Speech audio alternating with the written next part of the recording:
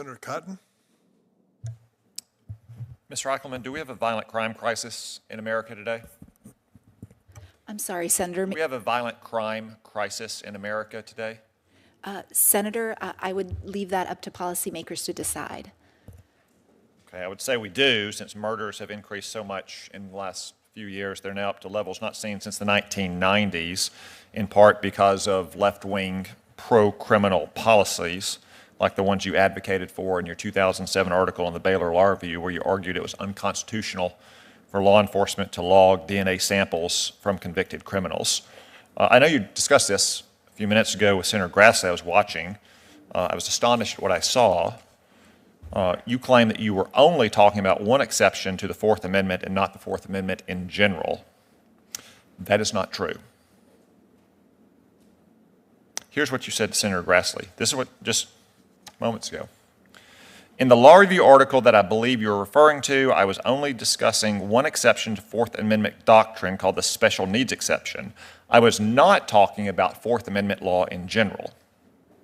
You just said the same thing to Senator Blackburn as well. Twice now you've claimed you were only talking about the special needs exception.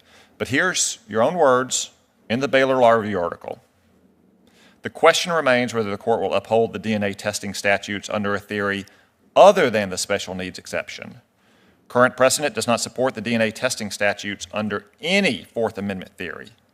However, given that every federal appellate court that has considered the statutes has found them constitutional, it is more likely than not the Supreme Court will do the same. This article predicts that should the court uphold the DNA testing schemes, it will rely on its line of cases establishing a diminished expectation of privacy for prisoners and those on probation or supervised release. Under this standard, the court should refuse to uphold the statutes as applied to arrestees as opposed to convicted felons. The court should not uphold the DNA testing statutes under any Fourth Amendment theory. So what you said earlier, Senator Grassley, I don't think was a nuanced difference on the understanding of the law. You said that you were not talking about anything in the article other than the special needs exception, but your article tells clearly a different story. Would you like to revise your answer earlier?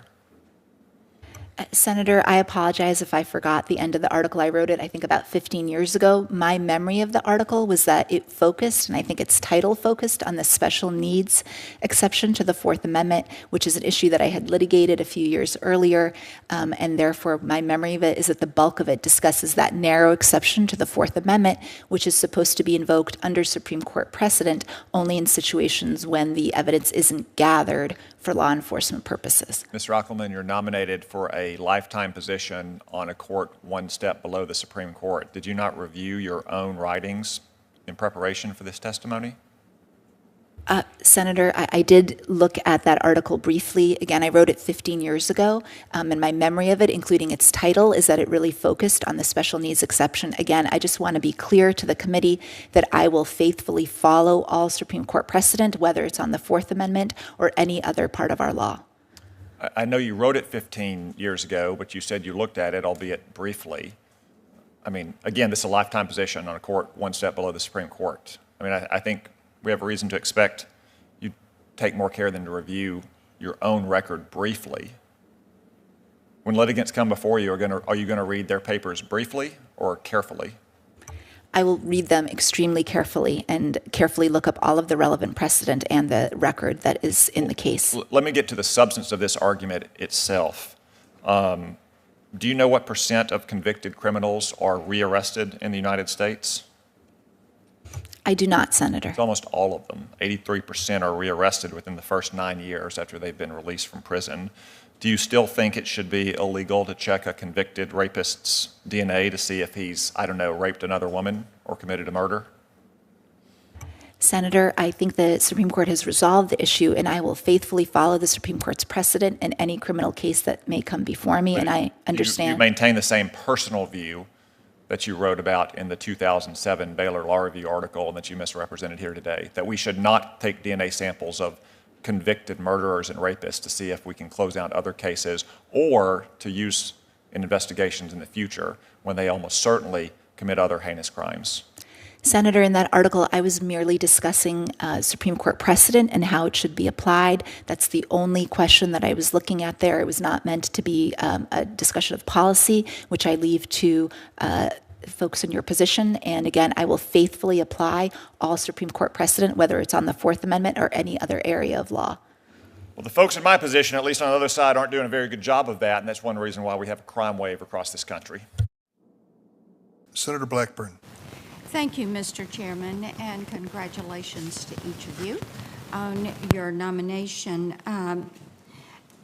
Ms. Reichelman, I want to come to you again on the DNA question and your answer to Senator Grassley on that.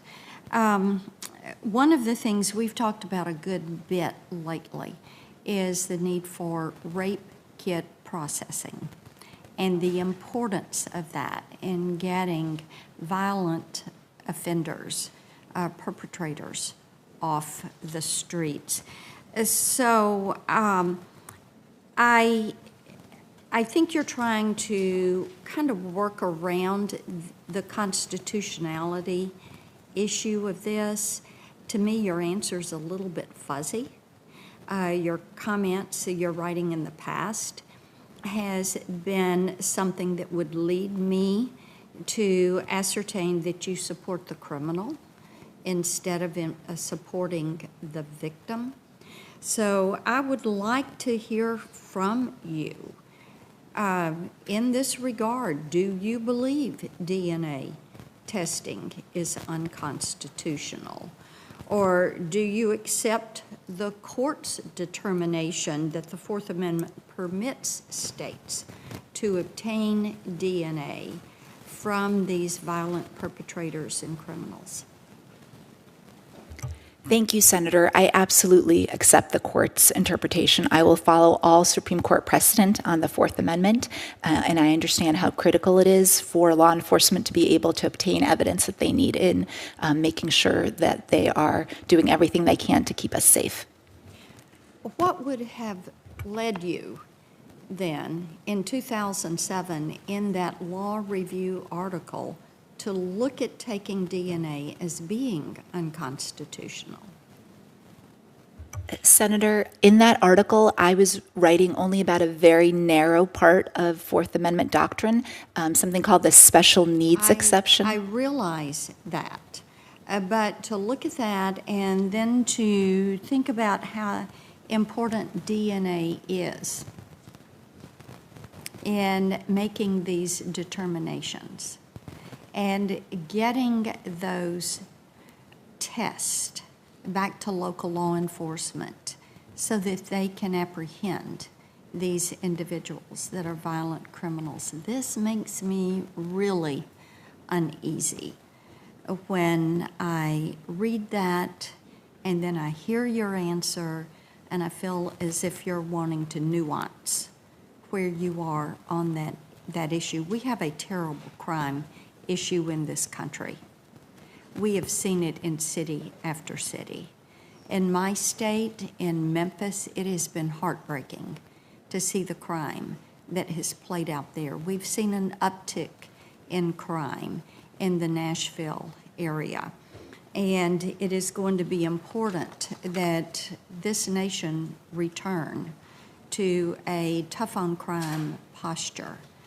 It is going to be important that we get these violent criminals off the street. So that does cause me a little bit of concern. I'm also concerned about what I see, and I know Senator Grassley talked with you about this, really the lack of a significant connection to the court to which you would have a lifetime appointment to. Currently, you're not even admitted to practice before the First Circuit, and you were only admitted to the Massachusetts bar in December. Did you do that in order to be nominated for a judgeship? No, Senator, absolutely not. I grew up in Massachusetts and spent more than 20 years of my life living there. I moved back to Massachusetts during the pandemic, shortly after it began, to take care of my parents who've lived there continuously because they're in poor health. And I wanted to be able to be close to them and able to help them on a weekly basis. And that's when I moved back and then became a member of the Massachusetts Bar. Okay. All right. Justice Kahn,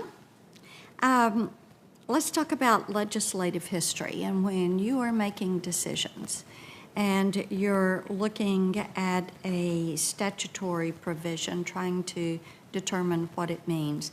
What role does legislative history play in your decision? Thank you, Senator, for that question. It's different in the state of Connecticut versus federal court. So our state legislature passed a statute that mandates us to look at legislative history. But as a federal judge, I understand that my role in interpreting statutes would first and foremost start with the language, the text of the statute. If that's clear, the inquiry ends there. If the statute is not clear, then I would look at the rely on rules or the canons of statutory construction, perhaps look at, obviously follow precedent if it's already been interpreted. And the Constitution, does that weigh in for you? With regard to questions of constitutional interpretation, I would follow Supreme Court precedent and Second Circuit precedent as well. Okay, thank you. Thank you, Mr. Chairman.